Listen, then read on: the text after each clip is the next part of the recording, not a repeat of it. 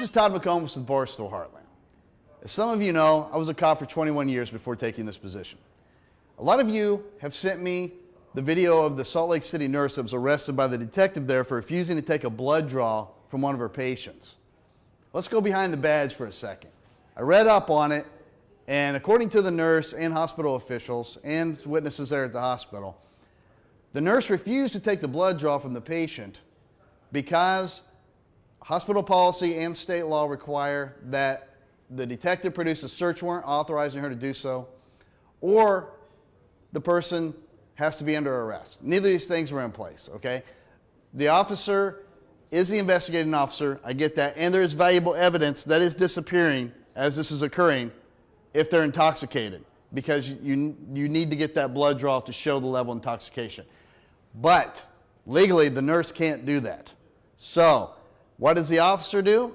Instead of getting off his lazy ass and producing a probable cause affidavit to a judge and getting that search warrant so that he can do his job, he decides to act like a little kid and let his ego take over and basically lose his shit in the hospital. And in a panic type mode, freaks out and decides, well, I'm just going to arrest the nurse. Is that an unlawful arrest? No. What he did was he handcuffed her, bullied her out into the street, put her in the back of a police car, let her sit for 20 minutes until eventually she was unhandcuffed and released. You know what happened in that 20 minutes? Somebody called a boss. And that boss said, what are you doing? This is totally an unlawful arrest. Let that lady go. And he did. Now what are the consequences? This lady's going to get rich. The city of Salt Lake is going to pay a huge amount of money to make this go away, or they're going to have to go to court and lose and probably pay a bigger amount of money. And this detective's definitely losing his job.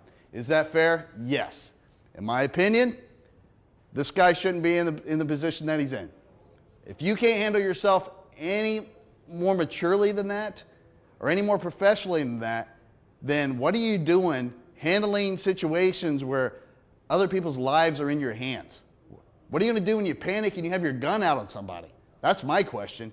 If you can't handle talking to a third party who's trying to assist you in your investigation without freaking out on them, what are you going to do in a heated situation on the street?